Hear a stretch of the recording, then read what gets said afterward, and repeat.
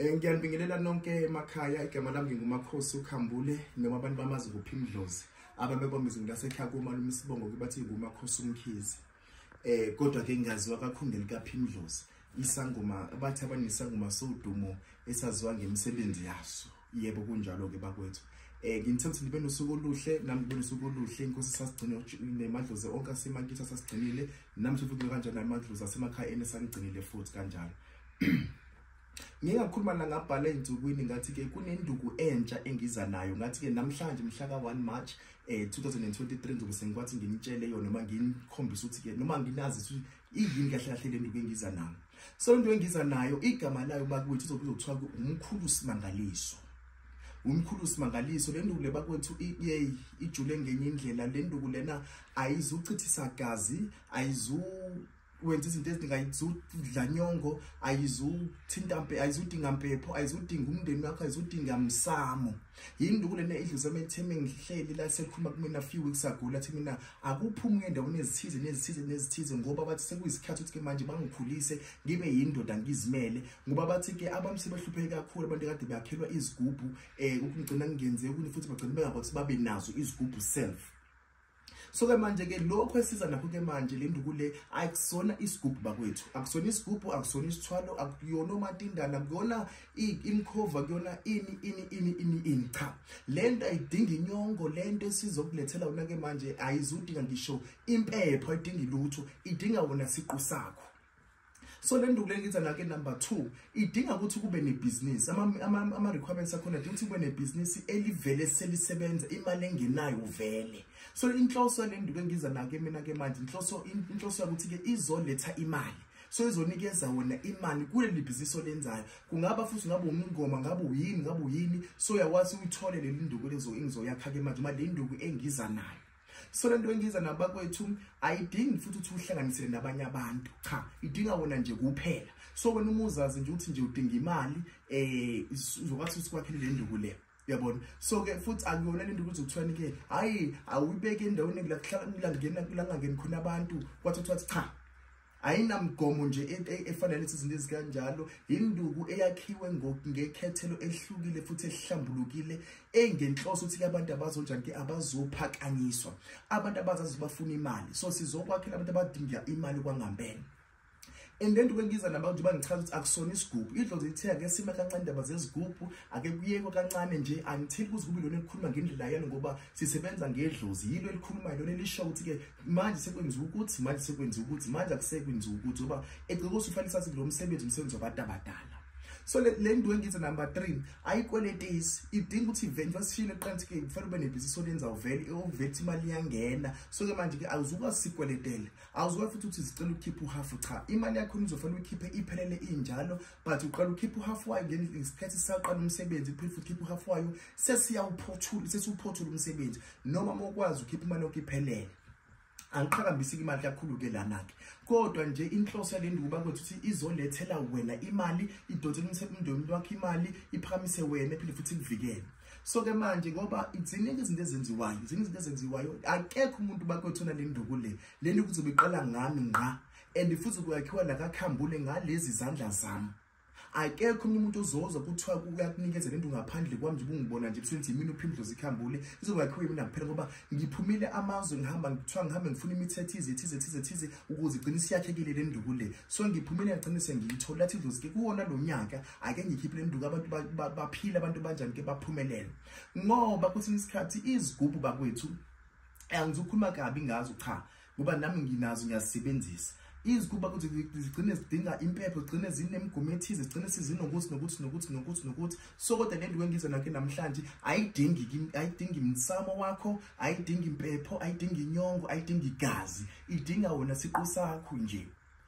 And then futhi angizuchaza iprocess yakho ukuthi ke iyakhiwa kanjani. Manje uchaza iprocess yakho ukuthi ke ukuze uyithole kupho fanele kwenziwe nalokho wena nje into ofanele uyenze nje ukubook iappointment nami. Iappointment consultation yami nje i1000 rand per person, 1000 rand.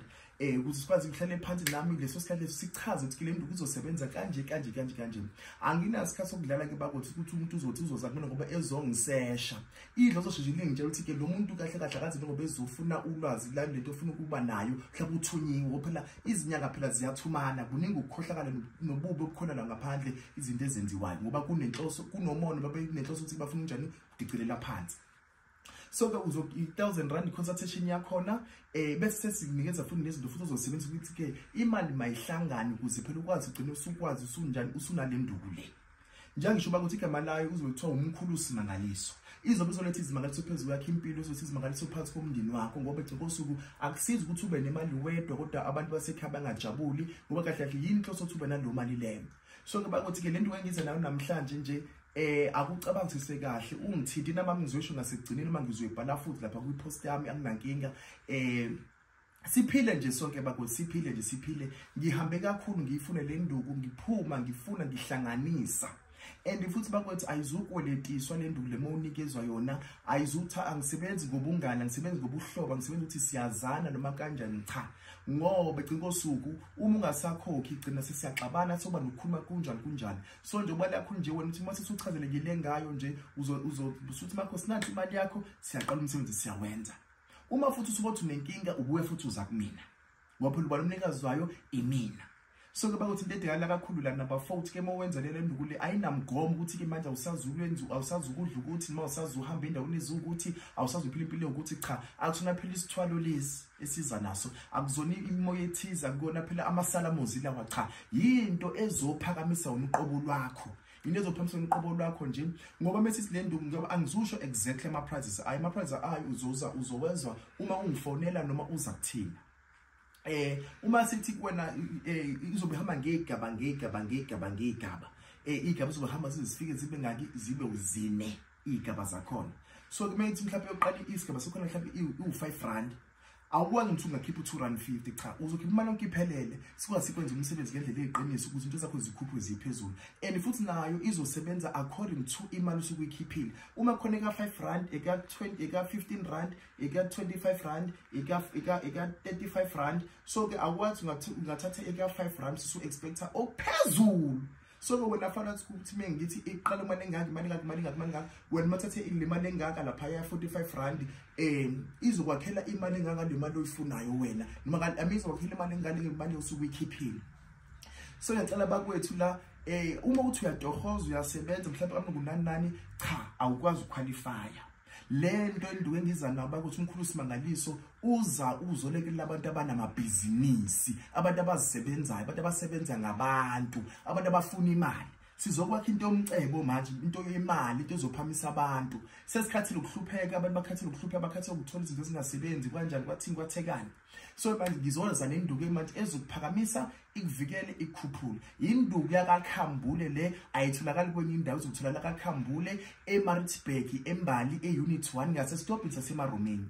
Inamba yami ithi 072 667 6685 072 667 6685. Inamba yami letholala ku WhatsApp nakwazi futhi ungifonele. Awungangishaya ngo call back ngoba msangishaya call back shithi unga afford ukuthi ube nalenduku le. So akukungifonele nje so ngiqala ukubamba ama calls ngo8 kuya ku8 futhi ntambama. Uyakwazi ukusenda no WhatsApp mose no WhatsApp uhlonipha nje indoda yamadoda uthi ke ngiyakhuleka emakhosini ngikuzifana kwasibani manje ngidinga usizo ukuthi angichazele induku efonini cha. Wena nje ikwenza iappointment yakho nje uze kumina ngikusichaze kuhlale phansi bese siyakusebenza ke. Asikwa futhi ayiposwa le nduku yami cha ayiposwa nje unafanele uze la kumina sihlele ngendlela eyiyo sikwazi sisebenza. Kwinkundla zokuxhumana kuma social networks nje ngikuphimdlozi ikhambule ku Instagram ku Facebook page yami ngikuphimdlozi ikhambule ngifake iskipa uzobona nje nami nje ungibona nje kanje. Bese ku TikTok ngikuphimdlozi ikhambule ku YouTube ngikuphimdlozi ikhambule. Ungalingi uzufaka imali yakho kwa Shoprite ko Checkers ko bani ko Spar ngoba mina imali mefaka uzobifaka ku account noma uza kumina qobo. Ungalenzi uzufaka imali komunye umuntu ozibiza ngophimdlozi ongasinayo le number le. Ungalenzi ufake unikezwe into othunikezwe kumina ngoba mina ngizobe ngingayazi. Lento ngizobe ingasisona isigubhu akusona isigubhu lesi lela kusona isilwane lesi yinto ezobe iyimfihlo yami nawe. engiyiletha kuwena ephuma ekujuleni kwase-Afrika nasekujuleni kwedlozi lami ngoba idlozi lami yilo lingiphethe elisho ukuthi ke makwenziwe ukuthi kube kanje kube kanje. So uma unombuzo nje uzobusuya ngiWhatsApp, inamba ithi 072 667 6685 072 667 6685. Ngisendaweni yaseMaritzburg eMbali eunit 1, angikho kwenye indawo. Uma uthi awuyatohoza awuqualify, kodwa lento idinga ukuthi ube nebhizinisi, lento idinga ukuthi usebenze ngabantu, lento idinga ukuthi uphakamise into yakho nayo vele. Uyabona? So ke manje uma uthi umbuzo nawo ungakwazi ukungiWhatsApp. Ngiyanithanda lonke emakhaya, sisaqhubeka futhi sisebenzisane siye phambili. Mina uphima uDlozi lo okhona kwama radio station ozovela kwindawo ezihlukahlukene, kuningi esikwenza sikushuthane sisazovela kona, asikwazi ukuthi singakusho kwamanje. Kodwa nje ibrand kaPhima uDlozi ikhambula isaqhubeka iyakhuphuka, niqhubeke ningikhulekele ukuthi uNkulunkulu angigcine manje zamangigcine kuba sisazophilisana siye phambili.